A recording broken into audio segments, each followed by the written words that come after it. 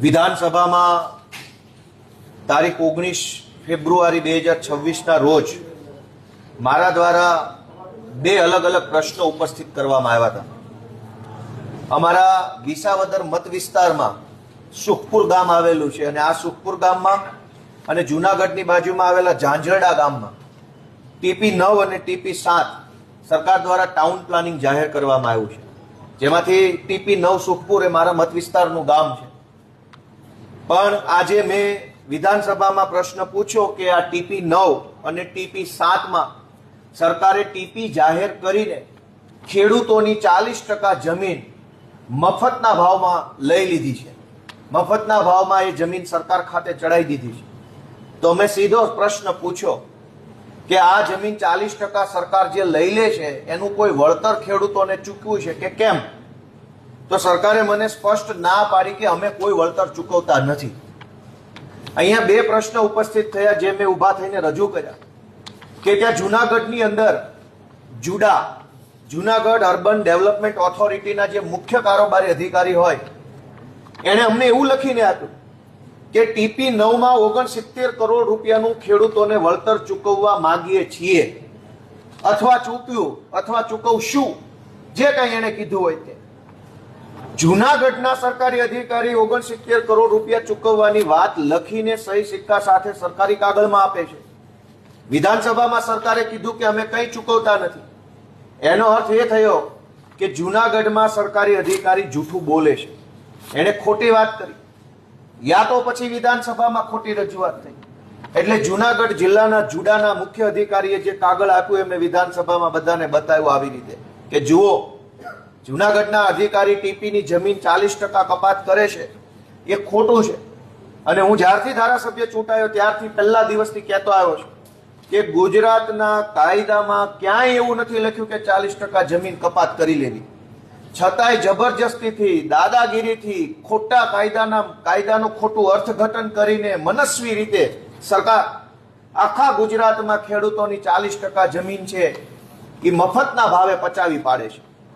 આ ખોટું છે અને વારંવાર મેં રજૂઆત કરી. ગયા સત્રમાં પણ ટીપીમાં જમીનના વળતર બાબતે મારો પ્રશ્ન હતો, આજે પણ છે. દેશમાં ભારતનું સંવિધાન એમ કહે છે કે કોઈ પણ વ્યક્તિની જમીન લેવી હોય તો ફરજિયાત એને સંપાદન કરવી પડે અથવા વેચાતી લેવી પડે. ત્રીજી કોઈ રીતે જમીન સરકાર લઈ શકે નહીં. રોડ બને તો જમીન સંપાદન થાય, રેલવે આવે તો જમીન સંપાદન થાય, તળાવ બને જમીન સંપાદન થાય, ડેમ બને જમીન સંપાદન થાય. તો ટીપીમાં પણ જમીન સંપાદન થવું જોઈએ, ખેડૂતોને વળતર મળવું જોઈએ, મારો પ્રશ્ન હતો. પરંતુ સરકારે આજે મારા પ્રશ્ન પ્રમાણે કોઈ જવાબ આપેલ નથી.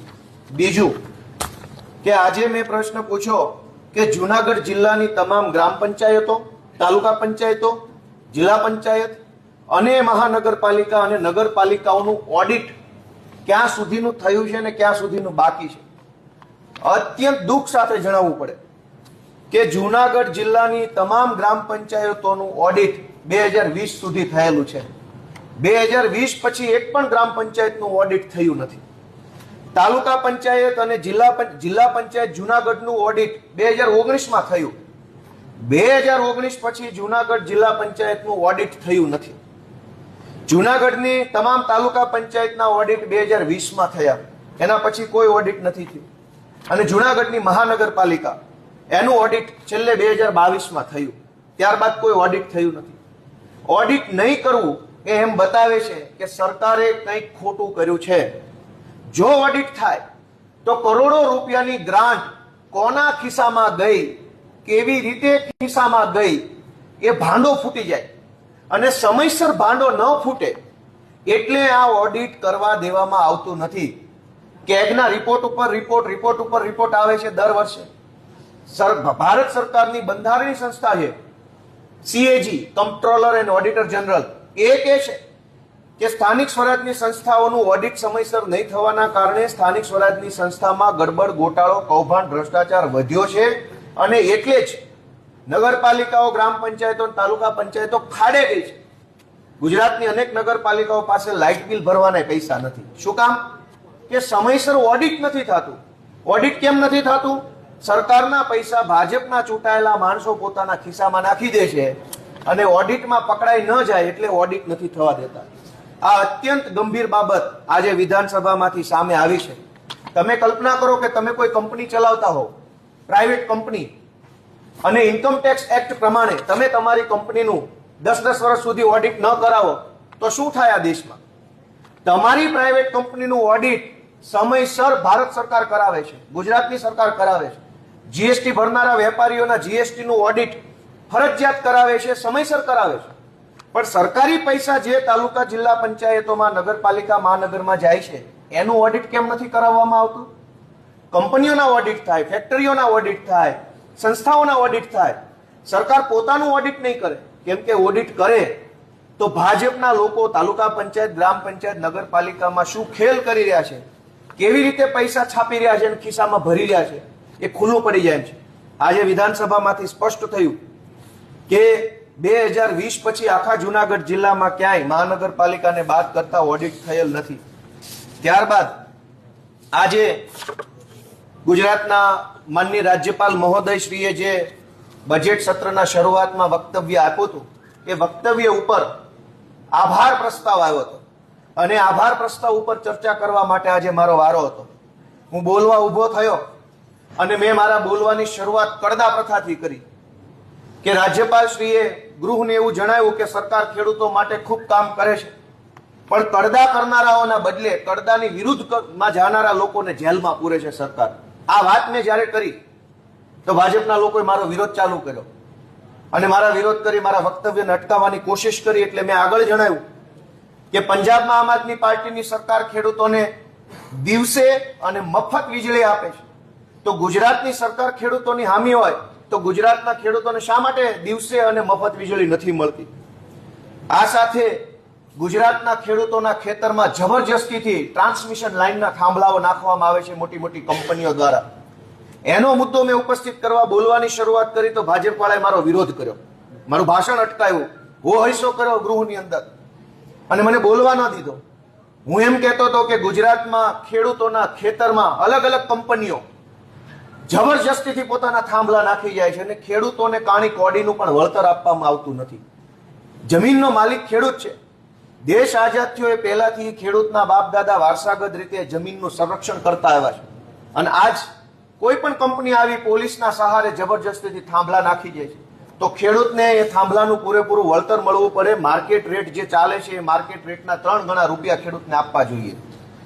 આ સિવાય રાજ્યપાલશ્રીના અભિભાષણ ઉપર જે વાત હું કહેવા જતો હતો પણ મને કહેવા ન દીધી અને કહેવાનું બાકી રહી ગયું એ એવો મુદ્દો હતો કે સરકારે ગૃહની અંદર પોતાની સરકાર પશુપાલન માટે ખૂબ સારું કામ કરે છે એવા વાહવાહી કરતા ભાષણ આપ્યા, પરંતુ ખેત સાથે જણાવવું પડે કે જે કામ સરકારે કરવાનું છે એ કામ અમારા યુવરાજસિંહ જાડેજા કરે છે.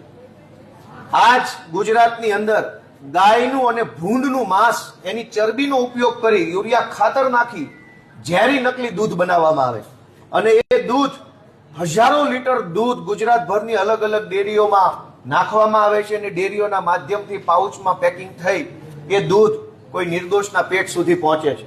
તમે કલ્પના કરો કે ગાય અને ડુક્કરની ચરબી જે દૂધમાં હોય, યુરિયા ખાતર ભરેલું હોય એવું દૂધ કોઈ નાના બાળકના મોઢા સુધી જાય તો એ અપરાધ તો છે પણ પાપ છે. કોઈ ગરીબ માણસના પેટમાં જાય, કોઈ શ્રમિક માણસના પેટમાં જાય, કોઈ બીમાર વ્યક્તિના પેટમાં આવું ગાય અને ડુક્કરની ચરબી વાળું દૂધ જાય એ કેટલું યોગ્ય છે? સરકારે રોકવું જોઈએ આવા ઝેરી કેમિકલ વાળા દૂધને. એના બદલે સરકારે રોકવાના બદલે યુવરાજસિંહની ફરિયાદ નથી લીધી. ગૃહમાં આજે આ મુદ્દો ઉપસ્થિત કરવા માટે મેં કોશિશ કરી તો બહુમતીના આધારે હોબાળો કરી મને બોલતા રોકવામાં આવ્યો અને મને બોલવા ન દીધો. વિસાવદર વિસ્તારમાં, જુનાગઢ જિલ્લામાં અને આમ તો આખા ગુજરાતમાં નકલી સહકારી મંડળીઓ ખૂબ મોટા પાયે ભાજપ વાળાએ ખોલી નાખી છે.